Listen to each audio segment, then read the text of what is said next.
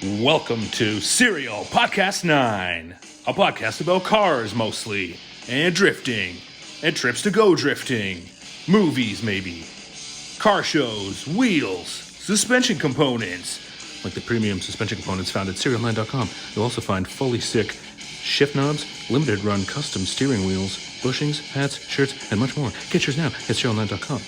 You're likely also to hear about buying and selling weird JDM cars, scooters, Tesla peasants, fully sick wheel fitment, BMW headliners, power window and blinker speeds, beers, cameras, and probably some dad jokes starring Gerard D. Don't Ask Dumb Questions Peralta, Kevin Tire Pressure Problems Peterson, and the host with the most percentage of beer, Ryan Bring Me My Craft Beer Benoit.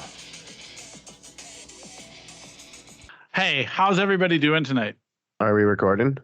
We are recording. We're ready to go. I just wanted to do some preamble. Gerard, hit us with the intro. We're not using our sick intro again? No, we still introduce ourselves. Oh, okay. I'm Gerard D. Peralta. And I'm Kevin Peterson. And I'm Ryan Benoit, and this is Serial Podcast 9, episode 81. JZX81. We should talk about the JZX81 today. We should. Should we? We could. Yeah, I do have questions because we did a full thing last time. Geraldo came on the show and taught us how to lower a car and the different stages. I got a question. Did either of you get questions about Geraldo's stage system? No, not even. No. Someone told me that they were more confused by the end than they were at the beginning. So I don't know what stage I am. Yeah. Oh, really? That's interesting. But I mean, I think that that's kind of funny because we were just arguing about where the stages fell the whole time. So I think that was kind of a little. No, I think we all agreed on it eventually. I feel like the stages were pretty clear. But what do I know? I mean, I was there for the whole goddamn thing. Maybe I accidentally cut something out that was very important, and only I know now. Ryan's got that insider knowledge. Yeah.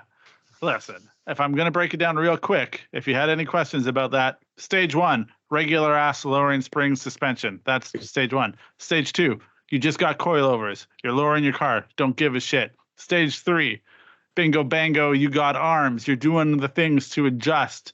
You're in the realm. You're using SerialNine parts. You want to be stage 3? You use SerialNine parts. Stage 4, you're a goddamn Gerard's Aristo. That's what you are. You know, your car's doing almost race car shit, but it's doing it so well. I mean, you can get to be almost a 5. Or that's like you're almost at a 5, and it tops out at a 5. So I think it's like the term race car is a pretty loose thing, though. You know what I mean? Yeah. Like, there's a lot of race cars that got like level 2 suspension. I just want to get people to, look, we're doing it again. That's me stirring the pot. Yeah. Yeah, the old pot stir. All right, cool.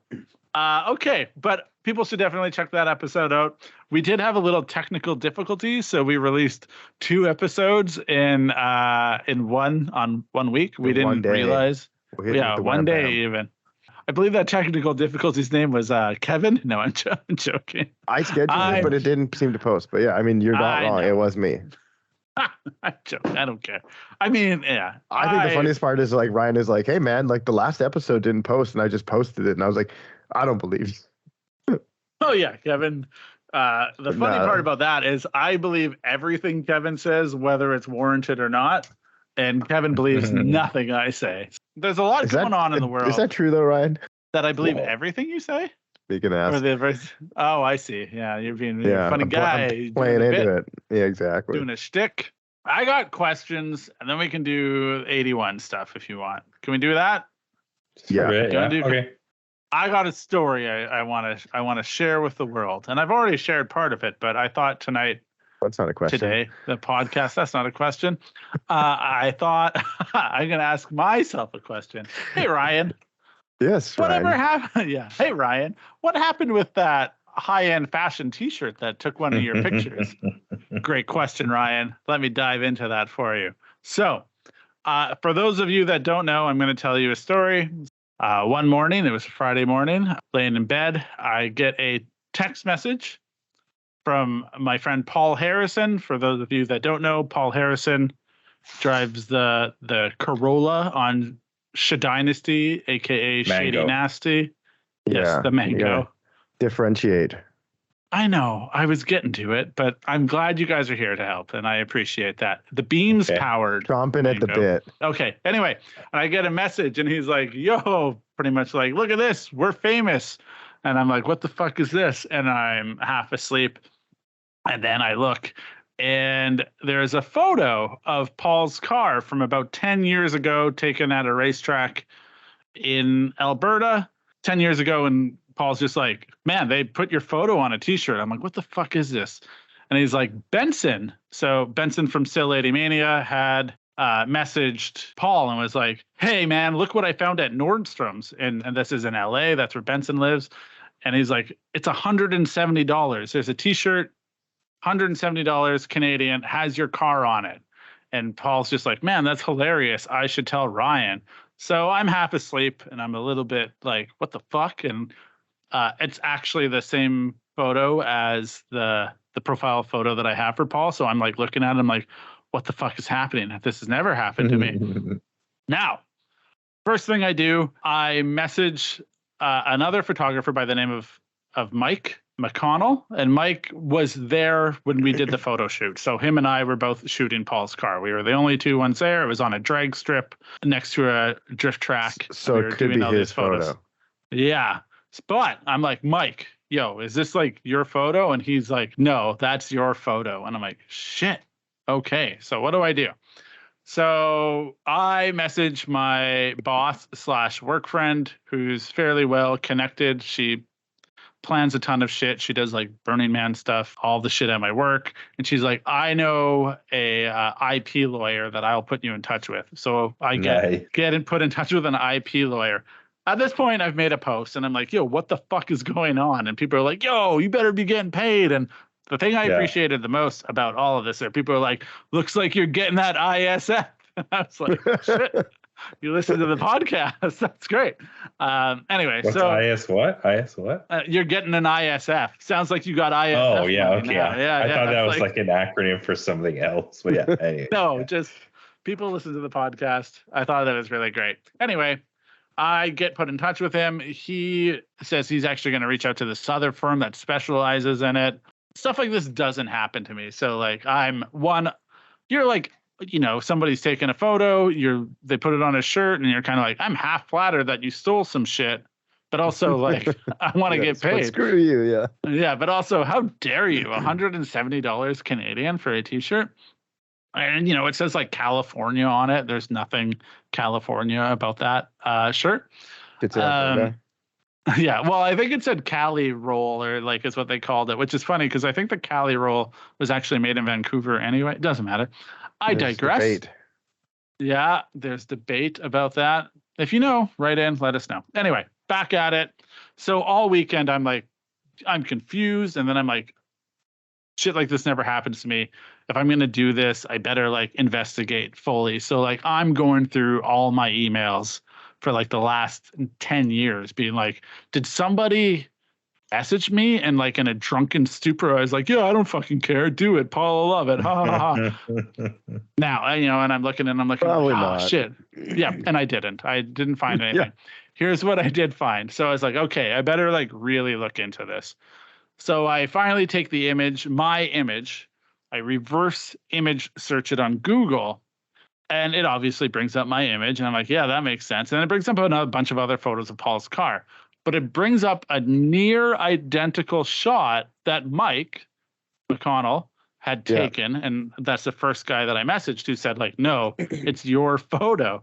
And I'm like, shit, there's a photo that looks exactly like mine. Like, so now I got to investigate. So I'm pulling like all the photos from the internet, putting them all in Photoshop, overlaying them, like zooming in as much as I can, trying to figure out to distinguish any difference. And eventually what I find out is it's actually Mike's photo, which kind of makes sense because when I was researching. This is some harsh CSI shit. You're like, yeah. Yeah, the photo is not like yours? Overlay. No, so it's not mine. And like people were like, "How do you know?" And I was like, if you look, one of the lampposts and the background is like in his photo is like literally like maybe half an inch in another direction. So now I'm like, oh, fuck, I fucked up. How embarrassing. But I mean, to be fair, that was the first guy I asked. And he's like, no, man, that's yours. Anyway, so now I got to email this lawyer and be like, I'm a big dummy. And then I messaged Mike. And at first, you might Mike's as well just like let her ride for Mike. well, that's the thing. And you could get half. Yeah. Well, now I'm getting to it. And Mike at first is like, yeah, I don't care. I just think it's funny. That's $170. I'm like, yo, Mike's a better person than I am because I'm petty as fuck and I'm trying to get paid. And then I like explain it to the lawyer, and then like the lawyer didn't write back for a few days. And I was like, yeah, they probably think I'm a giant fucking idiot. And then they wrote back today and they're like, hey, is he interested in pursuing this? Because it's like a pretty open shut case, or it's a pretty like obvious case of copyright infringement. And I was like, oh, let me check. So I messaged him back and I was like, I know you said you didn't care, but like, here's the email. And then I guess he sent it to his wife, and his wife is like, absolutely, you will pursue this. So now, the next step is him and I sit down and we have a chat with a lawyer. I don't know what happens with me in this situation, but if the shoe was on the other foot, roles reversed, I would want someone to do the same for me and like vouch. So like I'll do what I can to help Mike out and see what happens. So yeah, that's where we're at. So there is a fashion brand out there that allegedly has taken a photo of Paul Harrison's Corolla and put it on a t-shirt without approval from any of the content creators that created it. So yeah, that was an exciting 2 days in my life. It's a very long story. But people were reaching out and being like, hey, what's happened? What's going on? Are you rich yet? You get paid? And it's like, I don't think these updates.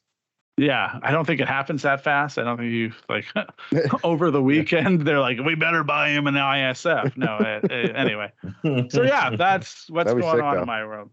Yeah, it's the first time I've ever encountered anything like this in the like over a decade of shooting that I've done. So yeah, interesting things. Yeah.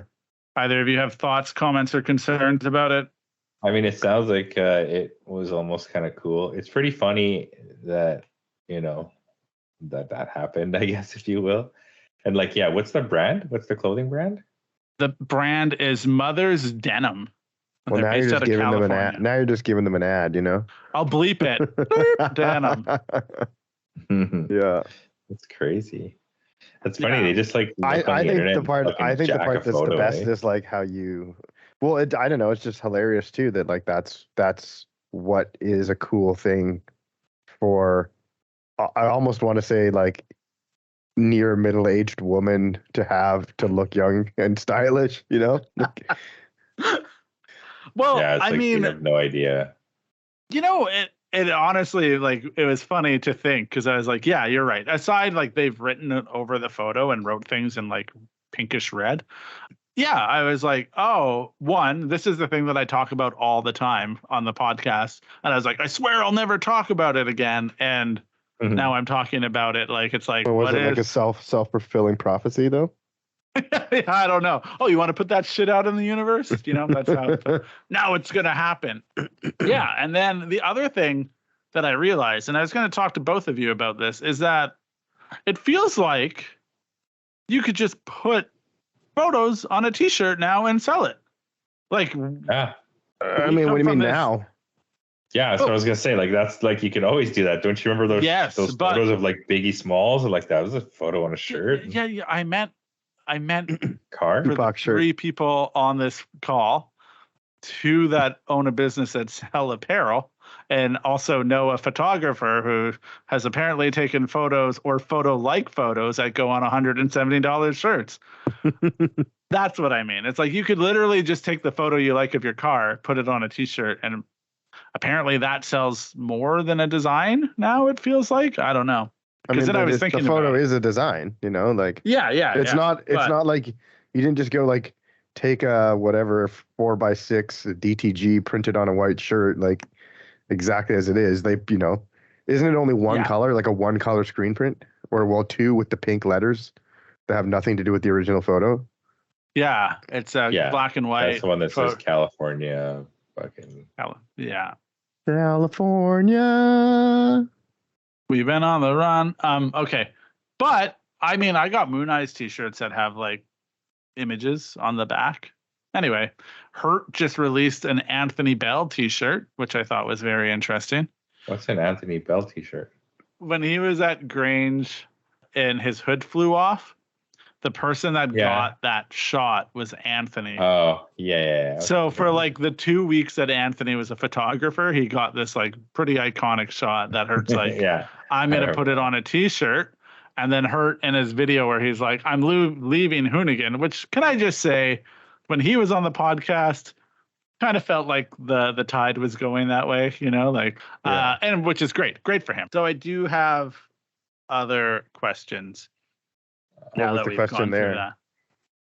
Well, I asked myself a question about what's going on with my legal entanglement. But I had a big think about the Blit. It's like, because like honestly, I do like that car, right?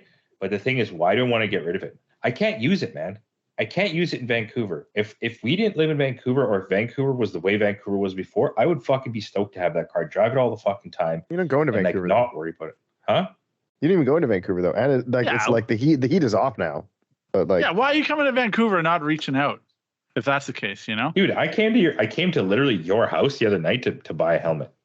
Like literally, I was at like Maine and fucking 30th or some shit. Well, don't tell everybody where I live. No, I'm joking. Well, why don't you be like, hey, I'm around? Well, because I put the kids down. I ripped out 1 minute to get there. I came back like I was because I was gonna go out on a Monday. I'll the guy's go a teacher. Myself. All right, fine. And he's like, yo, you can come out tonight if you want. I'm gonna be up late. So I was like, okay, like I'll be there in fucking 35 minutes. So like I went there, grabbed the helmet, drove home. So like, sorry, I wanted to reach out and like hang out for a bit, but like I had to go home. Yeah, that's fine. Yeah, me too. I had to go home. Yeah, I was busy that night. What night was it? No. Sunday night. Oh yeah, really busy. Super busy, yeah. No, I was just like, dude, I was just thinking about how like we used to like meet up and drive around downtown and go for goo and shit. And it's like, it's fucked because like, so even if we could do that, we can't do that anymore. Time for that. Yeah, but you don't even have time for that. No, but if yes and no. In 20 years, when all your kids are grown. For me to go to Vancouver takes over a fucking hour now. It's a 35-minute drive, but it takes an hour and 20 minutes. So like, there's not even enjoyment to go there. It's fucked. Like I went for date night on Saturday, and it was like, it took me an hour and 10 minutes to get to fucking Bacchus from my house. It's like 40 kilometers away. Like. It's what happens when you live in a city. Yeah, why did it take just traffic? Yeah, lights? Traffic. Saturday, but I'm just saying Vancouver now is way worse than Vancouver. God damn, you're such a boomer. I'm sorry. I'm sorry, you're not. I would think that every city's traffic is worse than it was 10 years ago. Yeah, Gerard. South Surrey traffic is worse than it was 10 years ago. Literally, one of our listeners from Australia sent me a thing, and I was like going off about kind of people like you right now. Not you, because I wouldn't actually go off about you, but it was people. Like people, the well-to-dos complaining about well-to-do. You have a house. You're a well-to-do, a well-wisher. No, anyway, someone who's doing well, living the dream.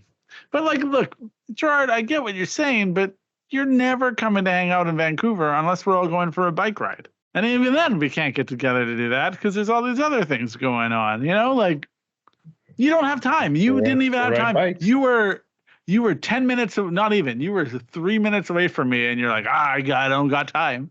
I would have made anyway. Doesn't matter. Like I said, I was busy. Anyway.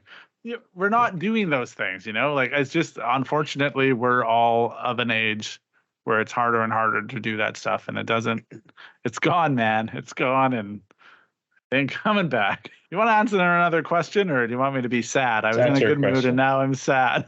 Why are you sad? Because I came out to see you, but I didn't see you? No, I'm sad because now I'm old. Because times are changing, buddy. Times change, and the things that you, from your youth, you have to miss now. I mean, that's not entirely true, but sometimes You're not even from my youth. I don't know. Doesn't matter. Nick Drew. All right. Yeah, Ute. All right. So Nick Drew reached out. Actually, he was the one that sent me. He sent me a thing where someone was complaining about living in Canada, and then I had a giant tirade about it. And he's like, "That's interesting. I also have another question." And then so we'll do that question. Okay. He said, "Side note, I think I have a question for the podcast that may or may not have been covered. Also, currently discussing it with Kevin." That's nice. Okay, here we go. He asked me today, and I said, "I'll get back to you." And then he's like, "I'll just ask Ryan, and you can have it on the podcast." Anybody who wants to know what's going on with Kevin and Gerard in their life, just message me, and I'll ask it on the podcast. Okay, here we go. Exactly. IS 200 manual versus JZX 110 auto. Can include the blit. So in Australia, it may include the blit. Yes. Yes. Okay. So in Australia, I can currently get an IS 200 factory manual for between 7 and 9K Australian. Maybe it has coils and wheels for the 9K. I can currently purchase a blit in stock trim with auto for 20K Australian. Is it turbo? Yes. I imagine, yes. Okay, but so you can just end the conversation there, Ryan, because like if it has a 1J in it, it doesn't fucking matter what it's connected to. If it's got a turbo 1J, that's the car you're buying. Like, Jesus Christ. There's just, you could be in a fucking truck. A turbo 1J is the one to go for. All right, I'll finish it. Anyways, go on. Yeah, but after the manual swap are nearing the 30K range. So for 20K, you get the car, then you do the manual swap, all that stuff. You're in the $30,000 range. Yeah. A 110 Mark II auto is like 24K, but I guess a manual is pretty much 30. I guess my question is the 1J enough to pay 3 times the amount of an IS200, which you can throw a cheapy turbo setup on and be pushing 300 horsepower very easily for still not a lot of money, given you are still left with a stock 1J at that price? Yeah. So when you turbo it, it doesn't easily make 300 horsepower whatsoever, so that's not accurate. I think it might make 200 in a little bit, but like barely. And I mean, what does that turbo kit cost? Because there's management, there's all sorts of shit. I don't know. We'd have to ask Blaine. But his car is still auto. I mean, it still doesn't matter. I think the management and the turbo would be the same. I think he's into that for probably at least 5K. Sounds kind of cool though, but it sounds like a cool idea, or the sound of the engine is cool. The sound of the turbo engine is cool. Yes, they do sound great. I'll give it that. They definitely sound sick. But my thing was 100%. I'm like right there with Gerard. Like why wouldn't you get the blit? Like, sure, it's auto, but like if it's a daily and you want to haul your family around in it, maybe that's better than then the wife can drive it, or hey, it's traffic, or like, oh, you're coming home from the beach and you've been in the sun for 8 hours and now you got to drive, and sometimes it's just nice to be able to turn your brain off. And like Gerard said, it's like you got the turbo 1J. Like, who cares if it's an auto? Like, throw it in two, and you could go to the drift event. Like, you can definitely fart around on the street. Yeah, maybe if you were ultimate, I don't know. I would still take the 1J auto car over the manual G car. Yeah, I mean, he did say it was 3 times the money. But that's it. Once you've done the conversion to make the blit the turbo car to manual, right? So that's what I'm saying. Is you don't necessarily need to do that, and I don't know, maybe you could do that 5 years down the road, and by then that money's not a problem. Or any of those 1J cars are going to be just a lot nicer than a 1G Altezza. It's just everything about those cars is better. Everything about these cars are better. better. The car itself is better. It's a JZX versus a SXE. The car itself is better.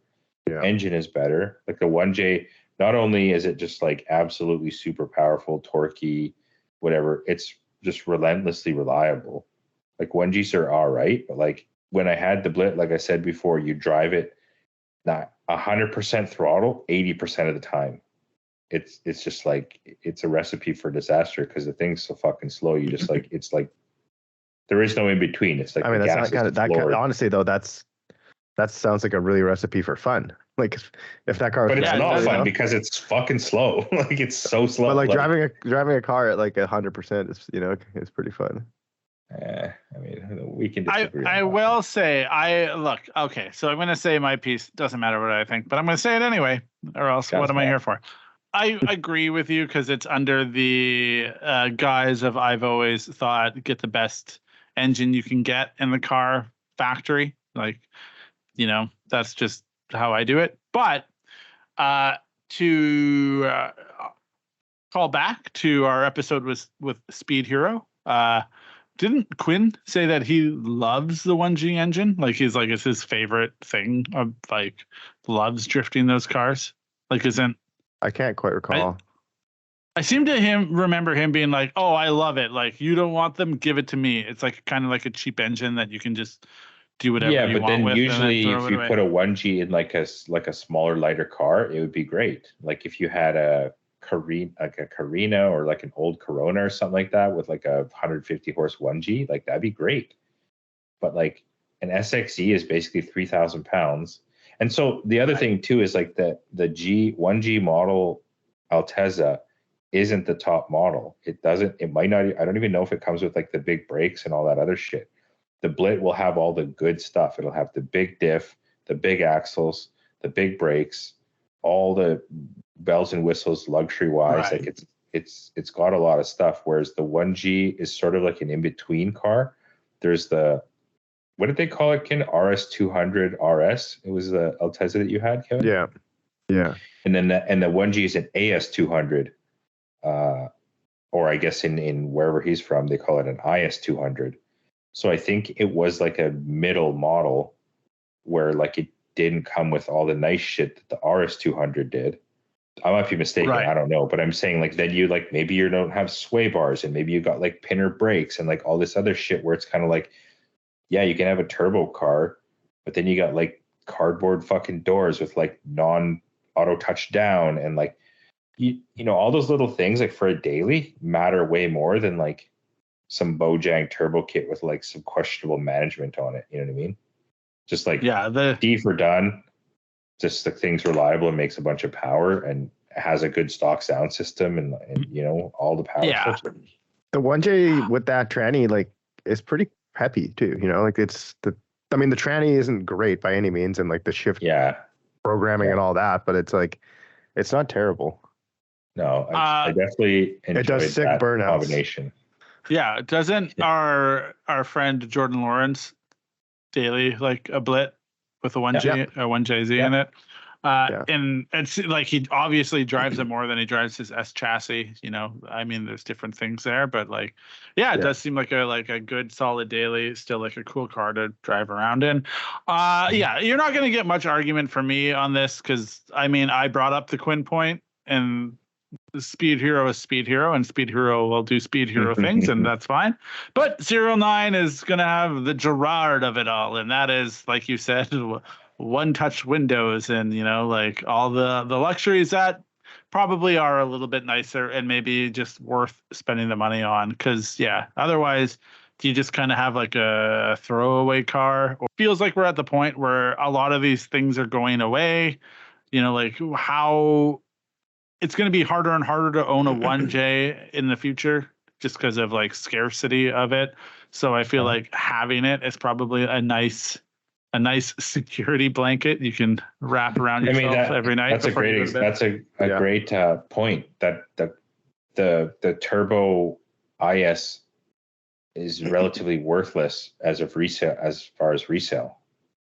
So like the 1J car will generally always be worth more money. All right. Well, I think we got it. I think we all agree that you just spend a little bit more cheddar, get the nicer car. The best luxury feature of all is 300 foot-pounds of torque at fucking 2,000 RPM. That's the best luxury feature of all. Effortless acceleration. Yeah, it's pretty amazing. Hey, I got a question. If we could be sponsored by anybody for this podcast, if you could have any sponsorship, who would it be? What would we want? I think I've asked this before, but I imagine the answer changes. For the podcast? For the podcast. Yeah. Like if we're like, hey, now we're going to cut to, and Cialis. it's like Cialis. Yeah, like it's the chewable Cialis. I was listening to a podcast today and it was like, Blue Chewies. You worried about performance? You want it to work like a 1J? Then just pop that Blue Chewy in your mouth and you'll have 300 foot-pounds of torque in no time.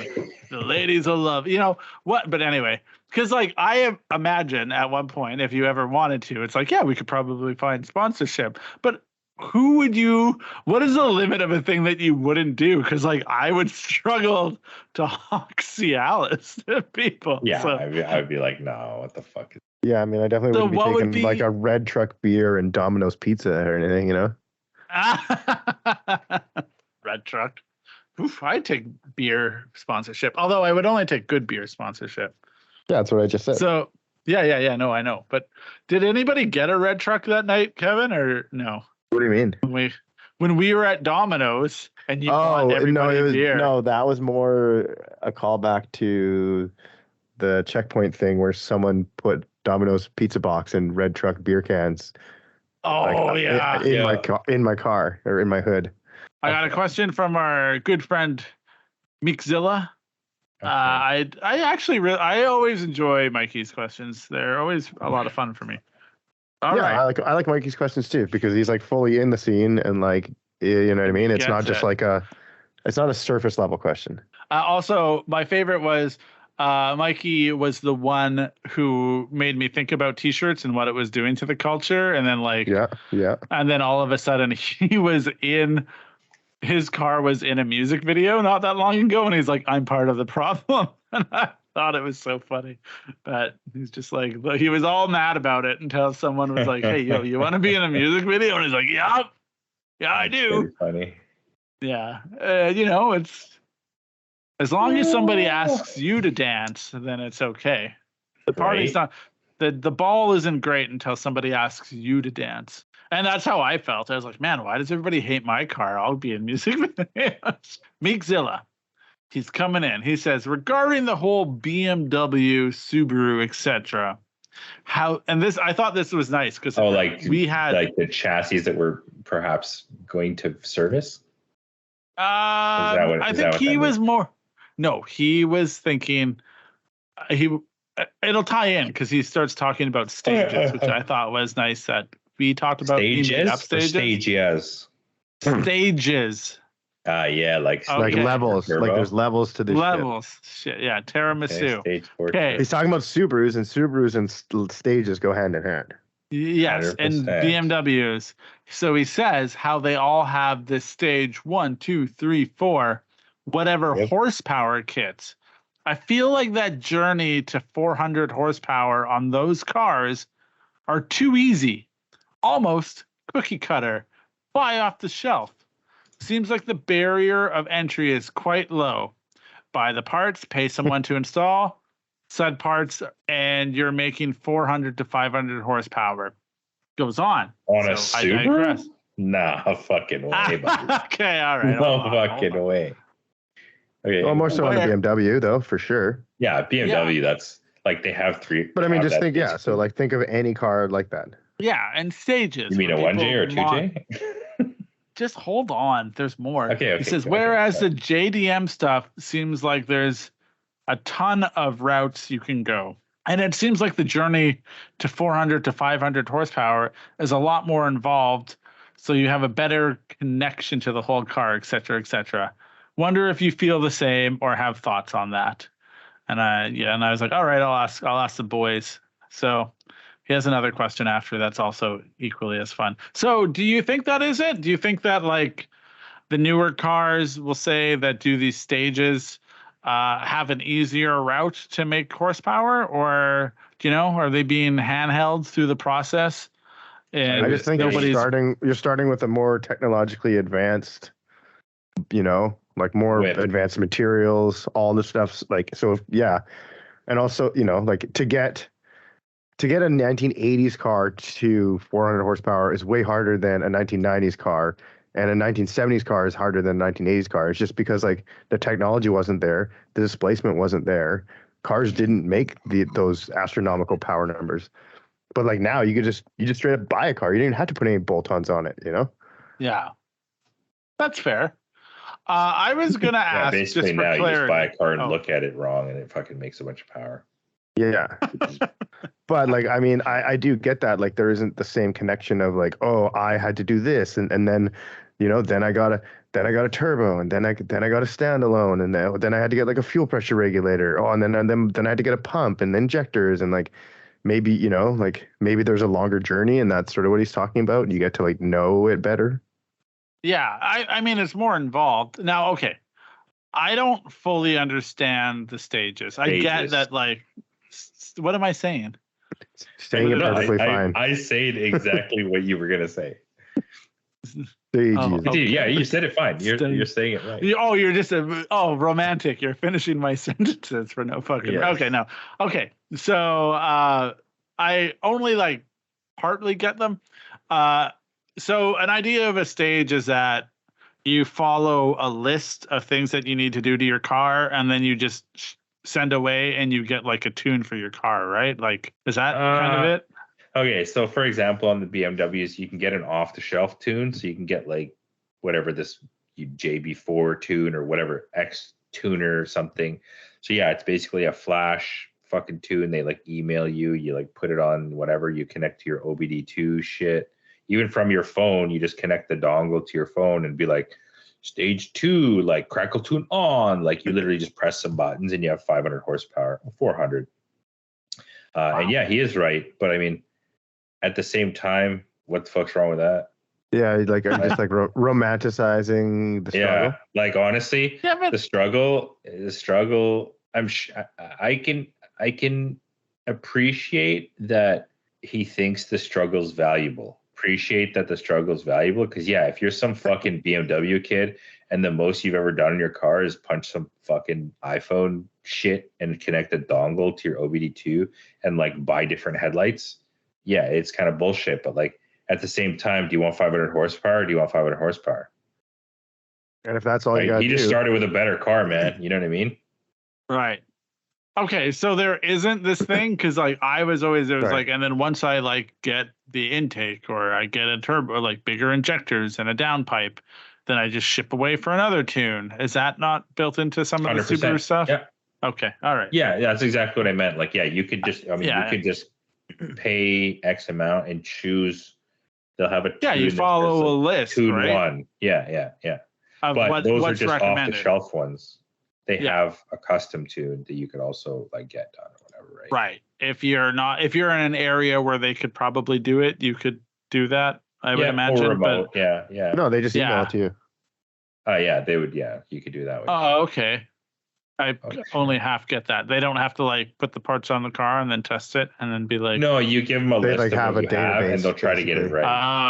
And they'll try to get it right. That's the important part. Okay, got it. Yeah, it's not like perfect. It kind of sounds like the gamification. I know that's not the right term, but what gamification means, but that's fine. It sounds like a video game when you play like kind of like a not Gran Turismo or Forza, and you're just like, now I've upgraded my car to stage 2, and it includes all these parts.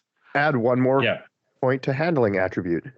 Yeah, like 100%. Now it's fast. Yeah, and I'm not gonna get.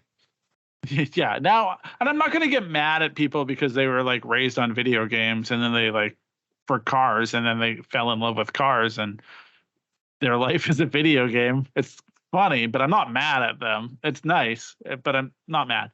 Yeah, I mean, whatever. A horsepower is horsepower at the end of the day. I appreciate what he's saying. I'm with Gerard on it, which feels weird to say, but I like the idea of what he's saying. There's different routes you can go, but I'm not also mad at someone who's just like, now I have 500 horsepower, because if I could do that, I probably would. I wouldn't be like, no, man, let me like fuck some shit up and really like, get real frustrated by this before I do something, Like, and that's kind of the thing too, is like, because as shitty as it sounds, or as cheap, if you will, as it sounds, it is more repeatable. Like you just buy, like put part A, B, and C on and then tune fucking D, like, and you will get pretty close to what you want. Whereas like you start with a 1J or 2J, man, literally like you have no idea where the fuck to start. I wouldn't even. But honestly, like you can, I feel like it's at that level a bit though these days too. It's like, you know, you got a 2J, you got this manifold with this turbo, you run these injectors. You almost can, you know. Right, but which one? Yeah. Which turbo? Which manifold? There's fucking hundreds of them. But I mean, there's hundreds of them for BMWs too, aren't there? I mean, and, yes, you know, they all going to flow a little bit different, and the intercooler genuinely inquiring for everything's a little bit different, right? But what I'm saying is like you don't need to do that. You don't need a manifold. You don't need turbos. You just need the fucking tune and some, you know, downpipes and intakes. For the right? 2J is not making 400 or 500 horsepower with stock turbos. I mean, you can. It's a huge pain in the dick, but like you're not making 500 horsepower unless you're fucking changing all this shit. You know what I mean? Like literally every aspect of the engine. I love that you go out of the way to say pain in the dick. Like I don't know why. Not colloquialism at all, but it's great. Side note, I want to say this. I had a few people reach out. Yeah, I don't know. I had a few people reach out to me about the Kevin shouting, "I'd suck a dick for oil change." Yeah. It's funny because I feel like I'm the one who does the most oil changes. Yeah. People and my truck's oil change light's been on for fucking 2 weeks. I'm just like, oh, okay, sure. Every time I get in the car, it's just like tab, close. Right. I was like, maybe I should have cut that out. And they're like, no, it was pretty funny. I was like, okay, good. Yeah, I must have been pretty cut because I like barely remember saying that because I like read it as a quote from someone sharing it on their story. And I was like, huh.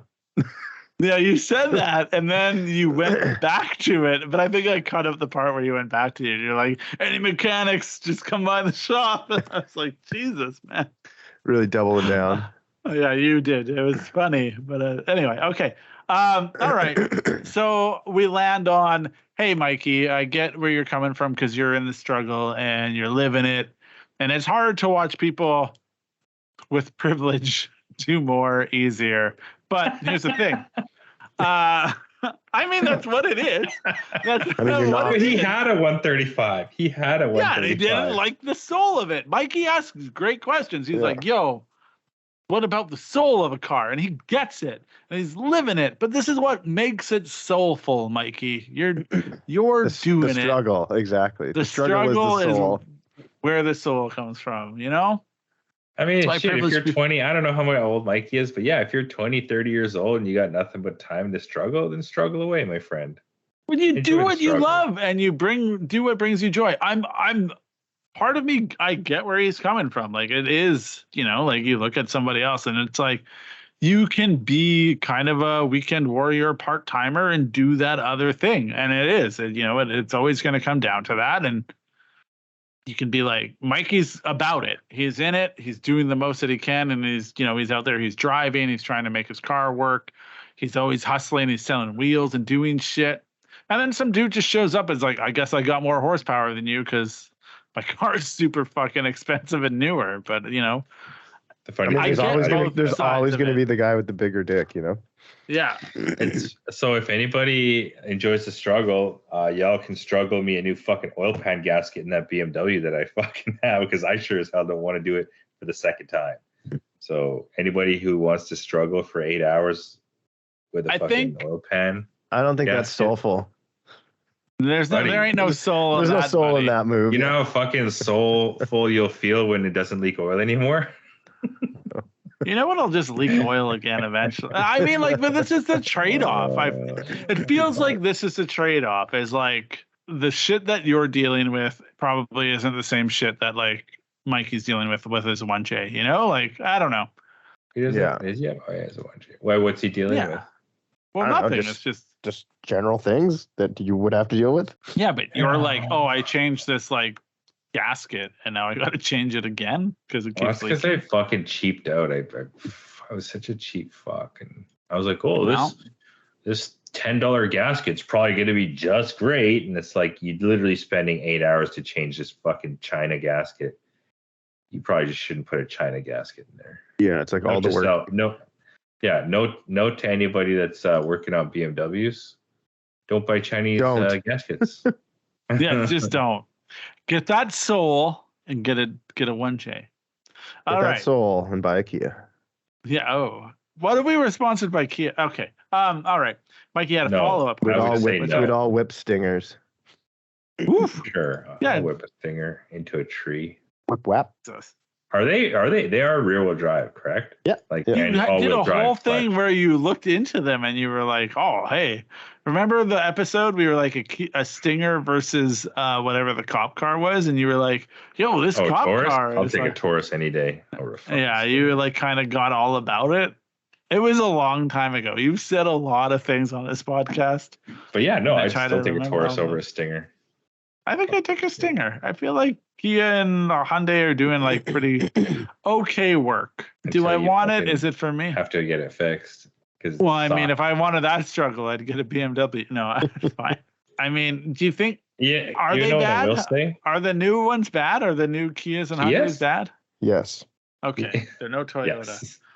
All right, fine, great. I literally saw. Okay, so I was kind of like, oh, they're probably better, but like, I literally saw a fucking at least 2020 to 2022 Kia on the side of the road the other day, on the highway. I was like, yo, what the? Yeah, but that could be a dummy who did a dummy thing.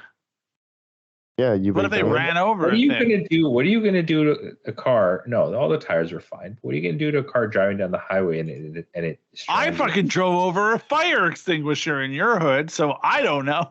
What? We talked about that, didn't we? The last time I was in Portland, I was driving back. Yeah.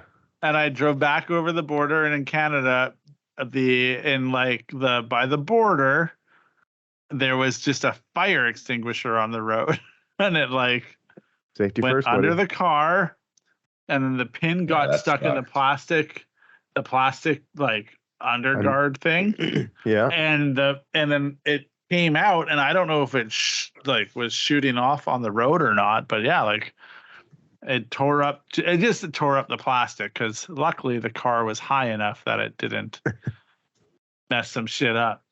But yeah, I mean, I don't know. I could just see it going off under your car and propelling you even quicker. Faster, Wile E. Coyote shit. Exactly. Chasing the road runner. Yeah. Running out of gravity. But that's what I'm imagining. Yeah. Yeah. All right. But anyway, Gerard, there's a lot of things, and there's a lot of bad drivers out there. You're going to blow our Kia sponsorship if you keep fucking shit talking Kia. No. We were trying to get Porsche. That's what we were trying to get. Yeah, we were trying to get Porsche. But Gerard stopped talking about Porsche a long time ago. I still like Porsches, for sure. Okay, good. Porsches for sure. And now that I got that sound clip, I'm going to send it along to Porsche, and we're all set. Okay. Nice. I got another question. Here we go. Mikey followed up. The Soul. Conversations with Mikey are great. So he's like, you know about GMR wheels? I was like, yeah, a little. Yo, you know about it? Yeah, and then what you know about it? And then he wrote, because they're made supposedly by work, and they are acceptable reps. And then he sent me an emoji like this. Oh, well, guess what, Gerard? Today I did my fucking job as a host and went ahead and researched. So first, I reached out to our buddy Rare Spec. No. First, I went to Rare Spec because I was like, I know it's a joke because you're best friends with him. Yeah. And he didn't have an answer for me, and he said talk to Blaine. So I was like, yeah, I'll go talk to Blaine. So I did talk to Blaine because Blaine, who's been on the show, both of them have been on the show. So Blaine from Righteous Garage 326 Canada. Yeah. I was like, hey, can you explain this to me? And so. Briefly, I don't know what is allowed to be said and not allowed to be said. Apparently, the faces are made in the same. Well, I'm going to say what I think, and then it's fine. Easier to ask for forgiveness. Also, everything's on the record with me. I'm that type of reporter. Nice. Apparently, the faces are made in the same factory that the work wheels get their faces made in. And where does this information come from, Blaine? But yes. I'm on the GMR website, and it says GMR wheels are proudly produced in the USA. I don't know what that means. But what does that actually mean? Yeah, I know. I'm just saying, I don't know what that means, but the barrels and lips would probably be the same barrels and lips or close to that everyone that's rebuilding wheels is using. Barrels and lips. And everybody loves barrels and lips. The other part that I enjoyed, and then Mikey said, don't say, but I'm going to say anyway, is that is the phone auto-corrected. He said, would be curious if, I can't even say it, would be curious if Jitard knows more. And then he was like, asterisk, Gerard, lol, sorry, don't tell him that my phone called him Jitard. Whatever. I mean, Jitard's fine. No, it's funny. I know. No, I did look into the wheels for a little bit, but I didn't really care enough to look deeper. But yeah, I mean, I assume he's talking about the wheels that like are exact replicas of discontinued wheels. Yeah, they have like names that are like pretty accurate. Close to like Japanesey. Yeah, they're not bad, but I mean, and then so yeah, a lot of people. Of course, are like, they're not bad. They're based on iconic wheels. Yeah, a lot of people are like, oh, like fucking these reps or whatever. And it's like, well, bro, like you're going to buy these old ass like 1997 wheels, spend fucking $6,000 rebuilding them, refinishing them, putting new bolts in them just so you can have these original center wheels. Cap. And then you can spend $4,000 and get like, I don't know. I don't know if I would do it, but I mean, if they're going to sponsor me, I wouldn't be against it. Yeah. Oh, okay. But I don't know if that leads into our first sponsor. Thank you to GMR Wheels for sponsoring all of our builds in 2024. Yeah. Really stoked to be running fake Blitz 03s. Yeah.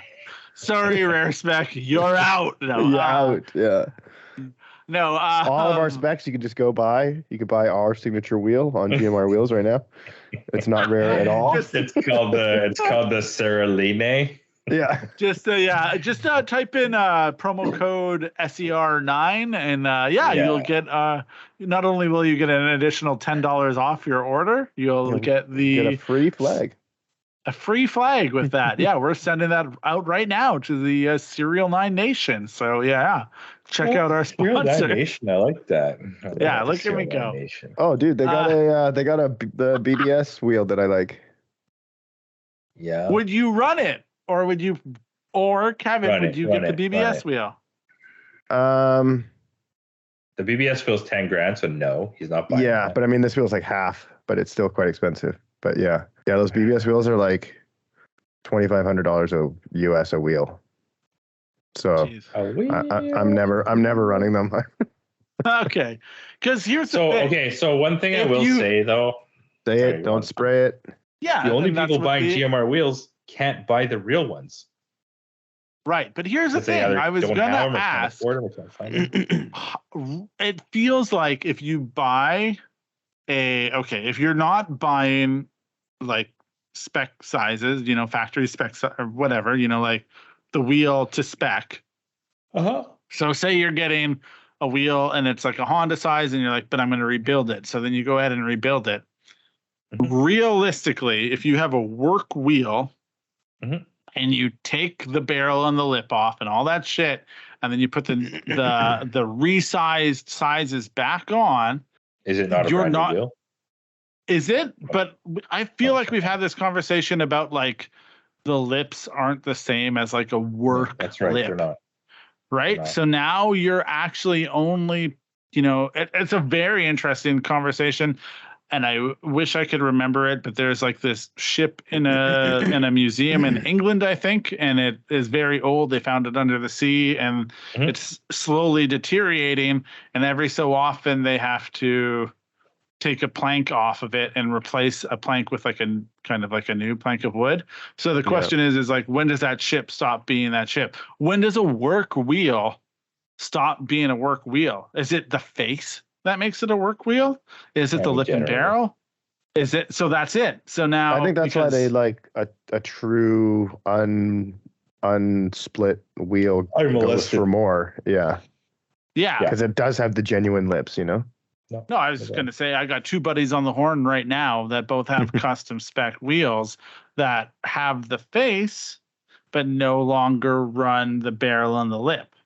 That's both of you. And arguably you've put shittier lips on, so now you've like downgraded your work wheels. They might as well be fucking reps. Yeah, I've had nothing but problems with my new lips. Also, to be fair, Kevin, your wheels aren't work wheels, yeah? No, but it doesn't matter. They're all getting the same. They're all getting this. Presumably, Alex will message me all huffy and be like, "They're different lips," and I don't know the nuances. But so, are people just spending money on the face? Is that what matters? Because yes, it's the part that comes with the logo. You know, got the sticker, buddy. It's also the like main style. The stickers on the lip. Or the inner barrel. Yeah. But it sets the tone. So if you bought a GMR wheel, pop the center, whatever they have, if they have their own branding on it, would anybody be the wiser? Is that, I don't know. Is that deceitful because it's not the face? So what you're saying is like you buy a GMR because it might have the better barrel? It has the same barrel. But I mean, if it's being made in the work factory, does it have like a work quality barrel? Because sorry, hang on. The face is made in the same factory, apparently. Okay. I don't know for sure, but my understanding is the face might be made in the same factory, but newer than the old wheel. The barrel is probably, I mean, I'm not a wheel expert, but may or may not be the same barrel that you have on your wheel.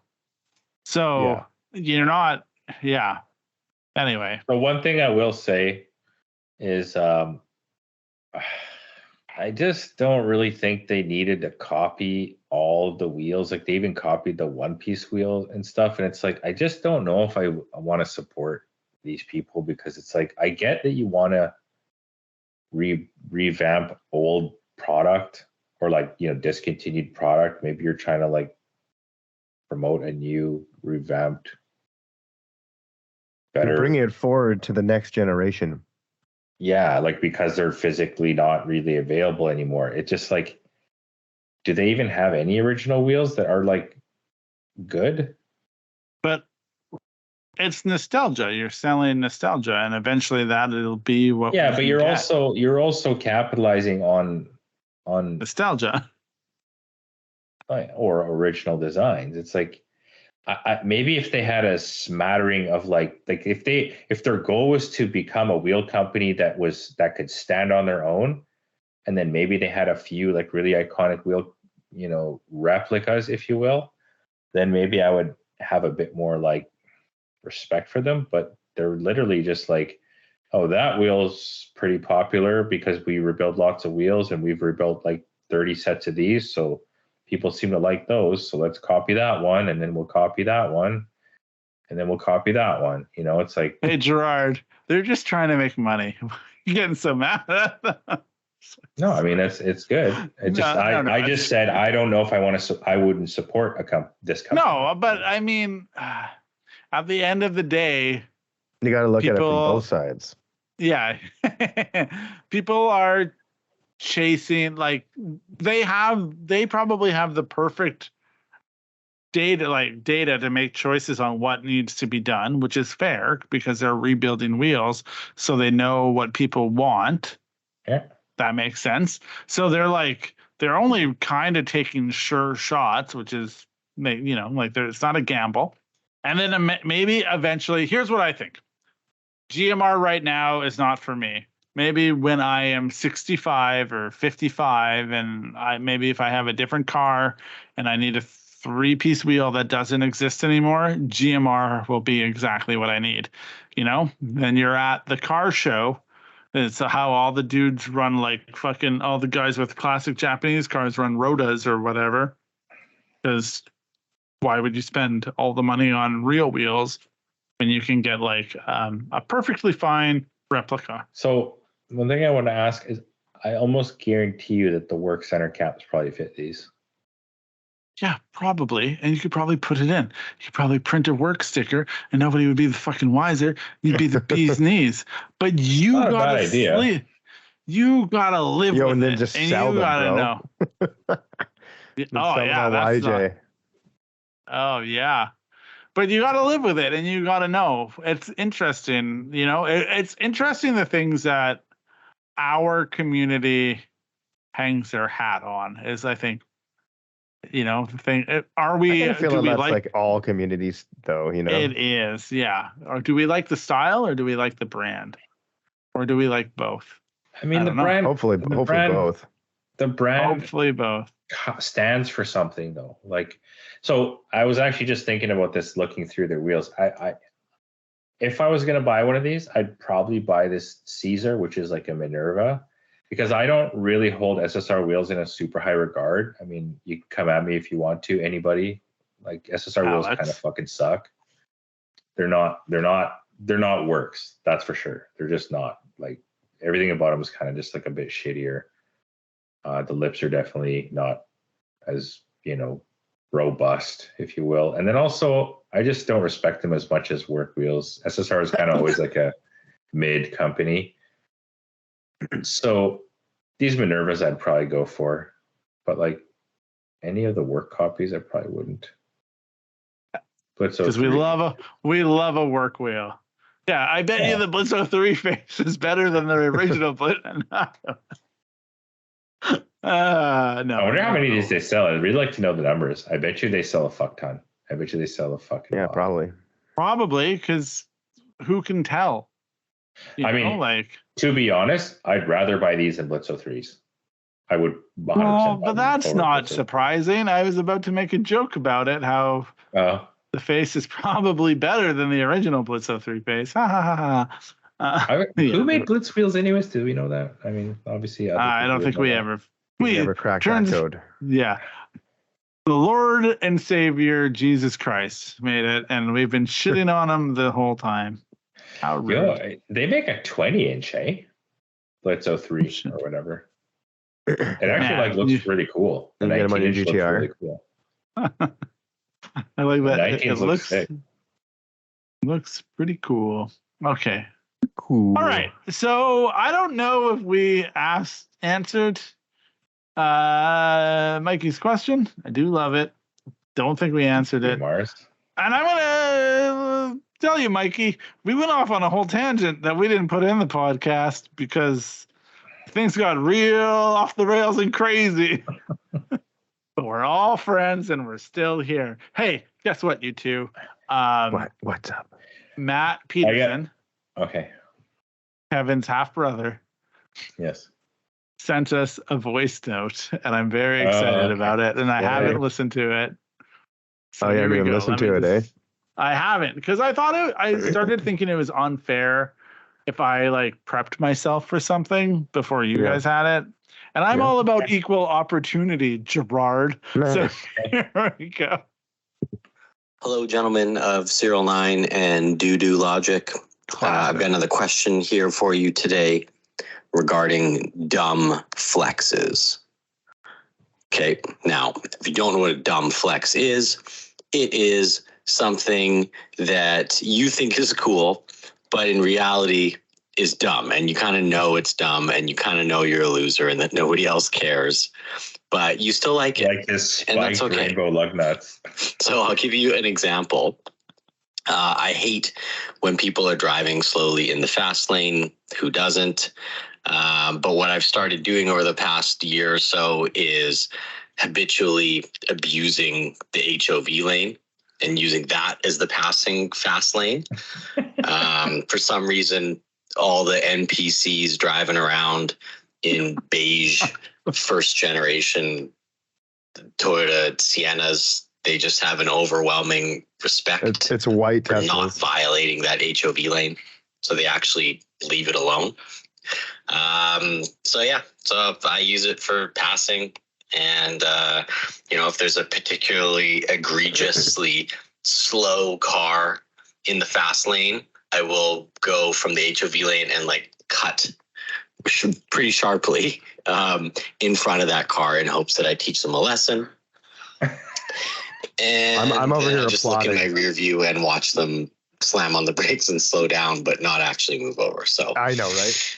I don't know. I guess they're laughing at me. But anyways, the flex in this whole situation of abusing the HOV lane is that you're driving a slammed sedan and all the windows are down, right? I want everyone around to know that it's just me in the car. There are no passengers. It's not a high occupancy vehicle. I'm chilling. All right. And so that's my dumb flex. Like I'm pounding music. I'm in the HOV lane. I think that I'm really cool doing this, but realistically, nobody even cares. They're just minding their own NPC business. But yeah, I don't know. It gets me to SerialNine faster. So what do I have to complain about? So anyways, what are your dumb flexes? I know you must have some. Yeah, I want to hear about them. Okay, see ya. All right. Before we do this, I just want to say sometimes I feel like pretty okay about myself and what we do here. And then Matt Peterson comes along and I'm like, oh no, he's better than me. I'm always very happy by what he's doing, but I also feel like, God damn it. He's better. And so in my will, when I die, he gets this microphone that I sit in front of, and it's all his. He gets the keys to the kingdom. All right. Yeah, man. I also love that I played that, and Kevin was talking to the recording like Matt was here. He's like, I wanted to be part of it. Yeah, that's all I want in life. If someone played a recording of me and Kevin was like, oh, yeah, preach, I'd be like, well, I did it right. So thank you, Matt Peterson. I appreciate you and what you bring to this podcast. Dumb flexes. I feel like I stalled enough that I can ask you. Jerry D, what's a dumb flex you do? I mean, man, you of anybody has to have a dumb flex. I don't know. I'm trying to think here. The dumb flex. Yo, I want to just talk about a couple of Matt's flexes there because. All right, yeah, okay. Well, Gerard thinks, Kevin. I know, I agree. Like the people driving like super slow in the fast lane when there's fully other traveling lanes is super annoying. And I will also do the pass in the HOV lane. I don't do it that often though. I only do it when I'm like, all right, I've been behind this person for a considerably long time. They're not getting out of the way. There's no other way. There's tons of room in front of them, and then I'll do it. I try not to do the aggressive cutover because, as Matt said, they're never like, oh, like I'm being an idiot and impeding the flow of other people. They're always just like, oh, look at this asshole who like cut in front of me. Doesn't know how to drive. And now they're going to go even slower. Yeah.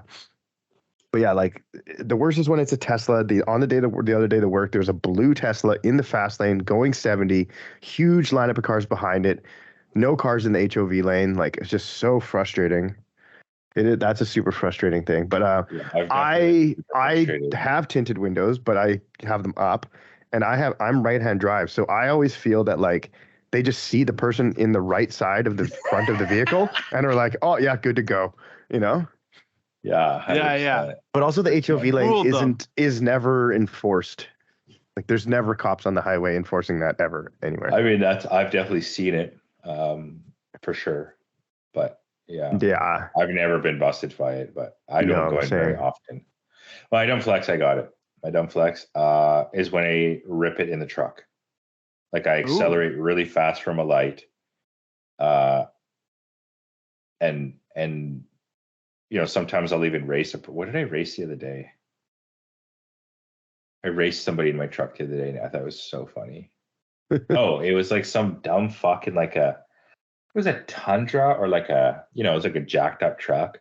It had like wheels and shit. And it was like, I was like, fuck that thing. I know it's slow. Then I like raced him and he kind of raced me. And obviously he did not win. But so sometimes I'll just fuck off from a light really fast and think like, yeah, fuck, like this truck's fucking way faster than your shit. But it's like, nobody really gives a fuck. You're probably just like, well, that guy's driving like an asshole. But like, yeah, it's like reasonably fucking fast. So it's pretty fucking fun. But you rip all the time. Like, I've never been with you and you haven't ripped in your car. So it's like, are you just always in a state of constant flex? And how does that affect you? No, I'm not, dude. I'm just saying, muscles are really sore. That's how I build a muscle. No, when I'm ripping it in the truck is like I'll accelerate from a light, like full throttle, all the way to like 120 or whatever, like super illegal speed, just so I can get the fuck away from everybody that was at that light, and hopefully they get caught at some other light, and I don't have to like be around anybody. You're an ill wish. Like I'll waste $10 of gas, which is a totally dumb flex. Like, you know what I mean? to show the person that's not paying attention how fast my truck is. I feel like we all know what the dumb thing I do is. Right. I either engage in shouting matches with people. Yeah. Which, like, I think did I say it on the podcast? Like, when I almost got into another shouting match with a person? No, that sounds good. And I'm just like, at this point, like, I'm going to get into a fight and probably get beat up one day, like, is what's going to happen. But, because one of the things that I do, the dumb flex is anything in the Prius. Anything I do in the Prius is a dumb flex. But, like, it's funny that we all want to get it at the Tesla owners. And people are, I'm going to say this as a side, people are Ryan's like 2 more Tesla cutoffs away from like being Michael Douglas and falling down. Yeah, I'm about to be that guy. Just trying to get to my daughter's birthday. Okay. I was going to say, people are always like, oh, you love cars. You must hate electric cars. That's why you hate Teslas. I'm like, no, that's not why I hate Teslas. I hate Teslas because I hate the drivers. But generally, like, just Tesla drivers driving like dummies. And then when I do things aggressively in the Prius, just like on the street, I remember like one time I thought somebody was driving aggressively and was trying to like make moves to get ahead of me for no point. Like, they were just doing it. They're like, oh, I got a white Tesla. I didn't want to pay for a different color. And then they're like doing things. And then I take the turn, and like, it's one of those things where it's like they're behind you and they switch lanes and they're like, I'm going to overtake you. And I'm like, the fuck you are. And then I like romp on it and they're like romping on it. But the thing is that they're not fully a dummy who's offended by everything because they're in a Prius. So they got to like lay off, and then they drive by, and then my wife is like, it's just like a 20-year-old lady staring straight ahead because she doesn't want to make eye contact with you. And I'm like, good. And that's my thing, where it's like, yeah. So I do a lot of dumb flexes in the Prius because I feel like, as we've mentioned, Priuses, they get a bad rap. Everyone wants the Prius and Prius owners to be their punching bag. And when it's not, that's my dumb flex. It's like, oh, wait, you found a mildly irate middle-aged man who's had enough of your classist bullshit, and he'll get into it with you. And that's my dumb flex, Matt Peterson. That's funny. Yeah. All right. Did Kevin give a dumb flex? Kevin? I didn't. I don't know. Like, you didn't give a dumb flex yet. Doing burnouts all the time for no reason. That's pretty dumb. I got Kevin's dumb flex. I have Kevin's dumb flex. All right. That's what I was hoping for. I was like, someone's got to come up with one for me, you know? Right. Kevin and I, on a Friday, Kevin is selling whatever. I don't know. Whenever this airs, just so you know, Kevin needed photos of his Crown, his 18 Crown. And so Kevin and I go out into the world, take photos of this Crown. And this story is so funny. The first place we go to, like, I had things in my mind that I had thought out. Doesn't matter. Kevin's doing his thing, and I like going where Kevin's going. He's got ideas. He's a man in motion. So we go to essentially, I guess, like the docks, not the docks, but like the shipping yard. I don't know. What do you call it, Kevin? It was literally, it's basically a staging area for overflow semi trucks for the dock, but it's not on the dock property or anything. It does have a sign that's like no private blah blah blah vehicles, whatever, or no public, no public admission, whatever. Doesn't matter. It's literally an empty parking lot. There's no other vehicles in it. Nice view behind it because it's Vancouver. It's near the water. There's like a mountain in the background. The North Shore is in the background. We drive on in there, and so this security guard, because it's just us, just him and us in this parking lot, and the security guard sees us and he starts shouting, "Hey, you can't be in here. Get out!" And now I'm me, and I just want people to be happy or like me, or I don't know what the fuck. So I'm trying to have half a conversation with this guy. Valuable lesson I learned here about myself as a side. Kevin's like, shut up and take the pictures. Essentially, like, either you're going to talk to that guy or not. I'll go deal with them, get the pictures. Kind of, it's like, oh yeah, you're right, Kevin. I should do this. You'll deal with that. Like, I'm trying to be cordial to this person, and the guy, I feel like I'm stealing your thunder and probably not telling it right. No, so if I screw up, Kevin, correct me. So the guy kind of like eventually he gets over to us. It's a very big parking lot, and I'm taking as many pictures as I can because now I don't want to disappoint Kevin, and he's already given me valuable life advice.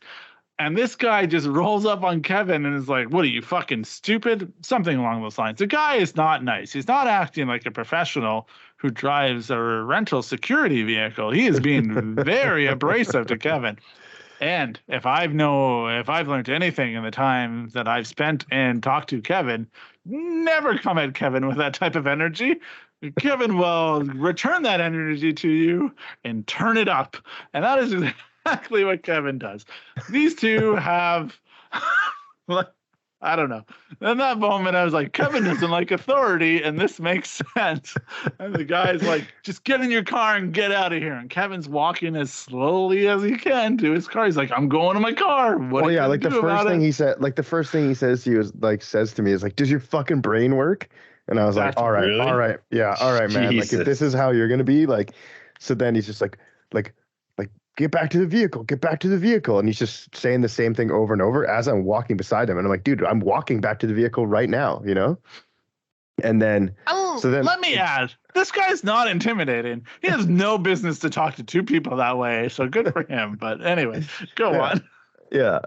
I'm walking back. He's like, yeah, get back to the vehicle. So then I'm like, as I'm walking, I'm just like, yo, man, like, do you enjoy your job? Like, is your mom proud of you? Like, are you a happy person? Like, just asking him all these questions, like just trying to sort of rile him up because he's just being such a dingus. And then I finally get back to the vehicle and he's just like, move the vehicle. I'm like, dude, the vehicle is moving. Like, I'm moving. So then I just start driving as slowly as possible, like swerving, like I'm swanging, like through the parking lot, like trying to go as slow as possible while still making forward movement. But yeah, man, screw that dude.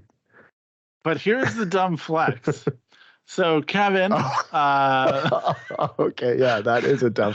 That is fully a dumb fully carries it with him. Some people, they let it go.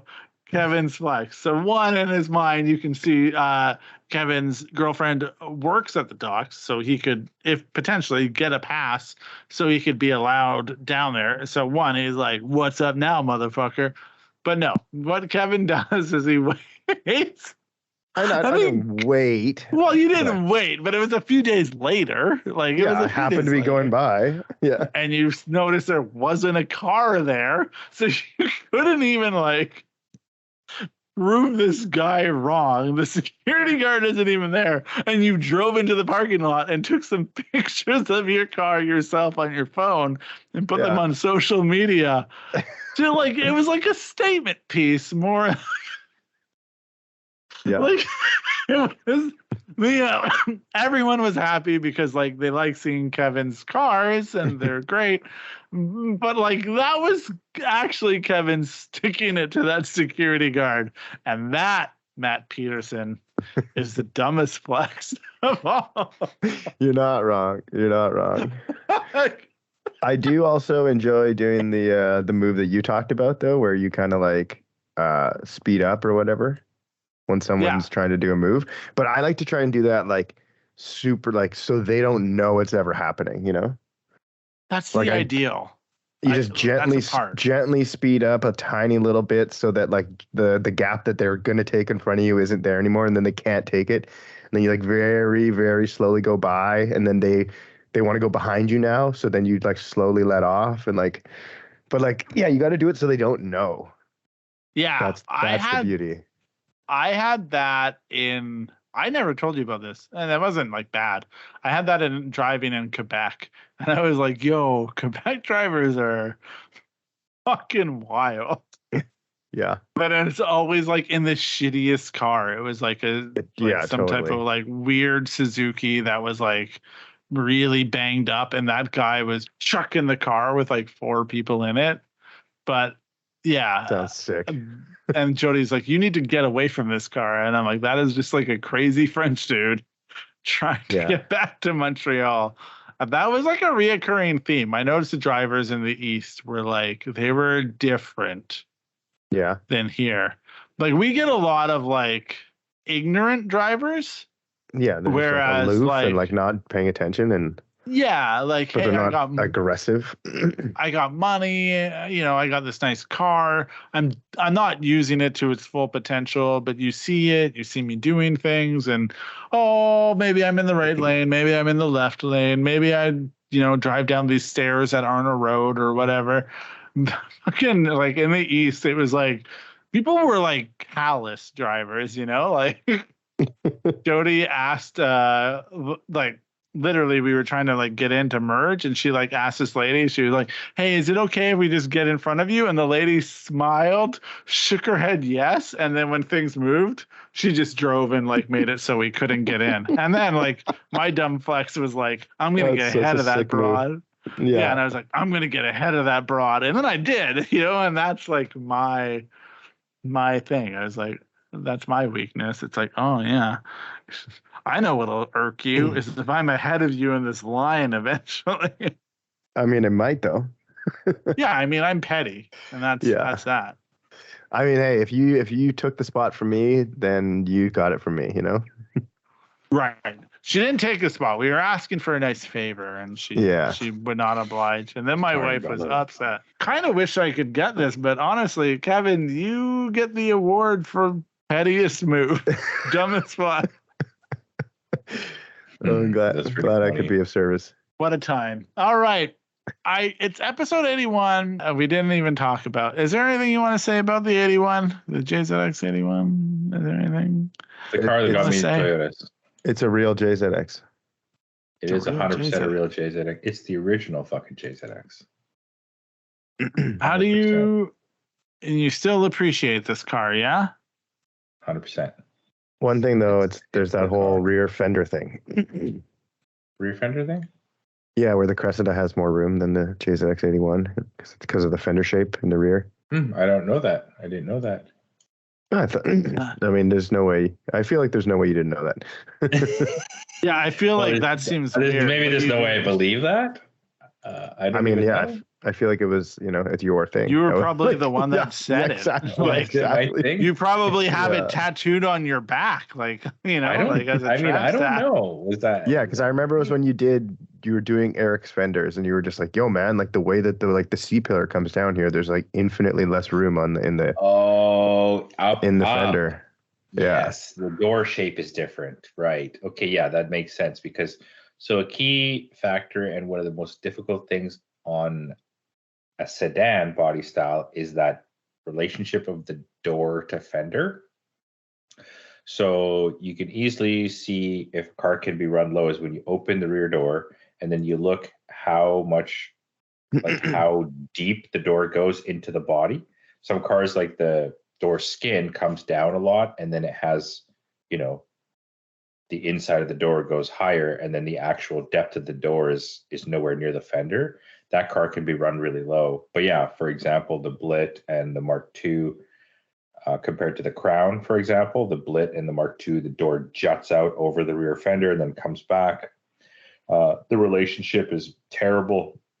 The Crown, besides the fact that it's a shitty Crown and it has those stupid holes in the fenders, theoretically the Crown could be run lower and have a tighter fitment because of that aspect of the door only coming sort of like halfway above the tire or the wheel, the fender, versus on the Blit, it goes well past the center line over at a straight line. It doesn't follow the arch. Anyways, hard to describe, but yeah, I think that's what we meant was that relationship of the JZX81 door being more intrusive on the fender well than the Cressida door. So yeah, that is correct. You love them? I do, man, and that's honestly why I want to go to 100, because moving away from the JZX or like the X chassis platform, I never really quite felt at home. And honestly, the Cressida or the X8 was the car that really solidified those cars in my soul, if you will. To me, my X8 was 100% like the best car that I ever built.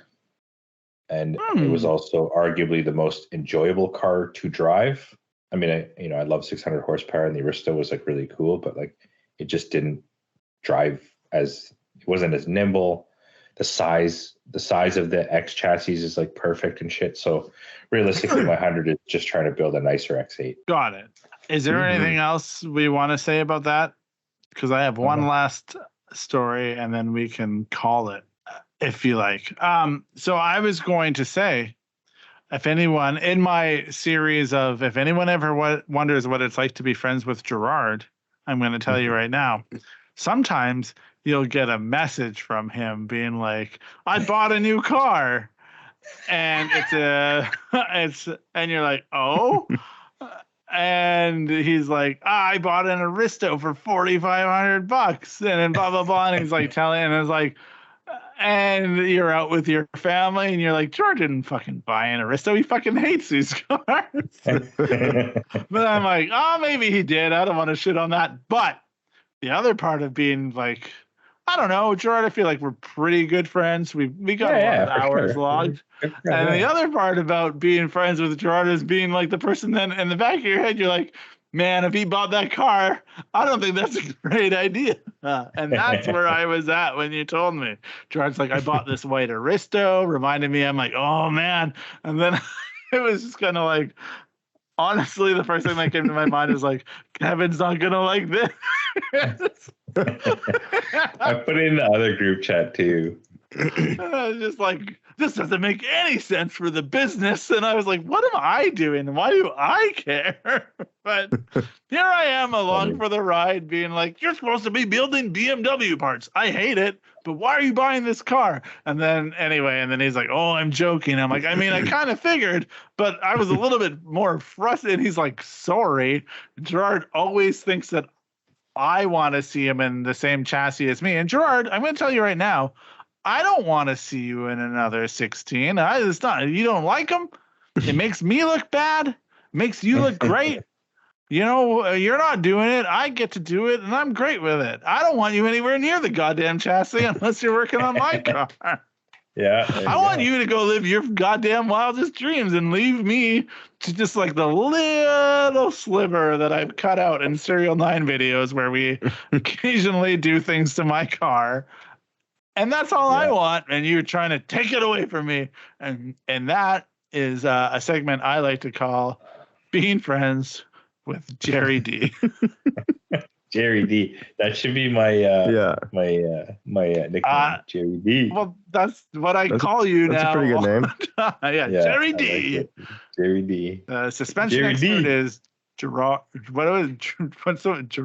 Jitard. What do people call you? Jitard. No, that's the wheel version. Is Jitard, and then there's Geraldo is what Kevin calls you. Gerald. G-Money. G-Money and Gerald is the other one, and Geraldo. Gerald. Perfect. Gerald's a professional. Gerald is the people that Gerald's a big professional guy. He's a professional. Anyway, hey, not wrong. You know what? After all these 81 episodes, gotta say, I still look forward to doing this every 2 weeks with you, both of you. It's a real treat. I was real excited to get on here. I was excited that people wrote us questions They write in. I'm excited that when I'm going through turmoil in my life and I put it on social media, people are like, what have you bought a new car? And it's a car that I like. So I appreciate everyone who listens to this and writes in. And if you've ever thought like, maybe I should write in, just do it. I love it. Just do it. Bring me that joy. Yeah. Don't worry. So that's what I wanted to say. I know we were going to do this earlier on, but hey, you two, is there anything that people should be looking forward to with SerialNine? We have the JZX80 and 100 subframe reinforcement kits. We just finalized the fitment. We welded one onto my subframe yesterday or today, and they fit amazing. They weld up super nice. I will have a video fairly soon of that. Just got to do some panning shots and then one sort of overall like spinning subframe shot. And they're really sick. They definitely reinforce the shit out of the subframe. So I think it's pretty cool. Yeah, real cool. Hey, will you make those for any other cars? I can probably for the IS. That's fine. Maybe IS, which should probably cross over to the some of the, depending on, might cross over to the 161. That's what I meant. Thank you, Gerard. That's what I was thinking. Whenever I say that, that's what I actually mean. All right. I know. Okay. Well, that is great. I'm glad we're all reading each other's mail. We understand what's going on. Again, I appreciate both of you, and I appreciate everyone who's listened and continues to listen. Thank you for that. If you have any ideas for any podcasts that you'd like to see here, us to investigate, if you want us to become an investigative podcast, I don't think I can do that, but it could be fun. You investigated that photo. I did. I really CSI'd that photo. Enhance. Depixelize. That's what I was going to say. We're pretty close to that with AI. I want to say that. AI in Photoshop is pretty fucking wild. What the hell does that? That's a whole other thing. But like some of the shots, one of the shots of Kevin's car drifting is actually has AI Photoshop in it. Anyway, it made a background for me, and I was like, okay, okay, cool. Do you guys say your goodbyes and then we'll bounce? Okay, thanks for coming on. Yeah, thanks for listening. Thanks for coming on. Thanks for coming on. Hey. Thank you for listening, everybody. We appreciate you guys. Hopefully you enjoy the podcast and give us some suggestions as to what to talk about. We do have a podcast coming up. It's going to be what not to do when you buy your car. Oh, yeah. Good. I'm just learning about this right now, and I'm very excited. All right. Talk to you next time. Thanks for listening. Bye. Bye. Thanks for listening to Serial Podcast 9.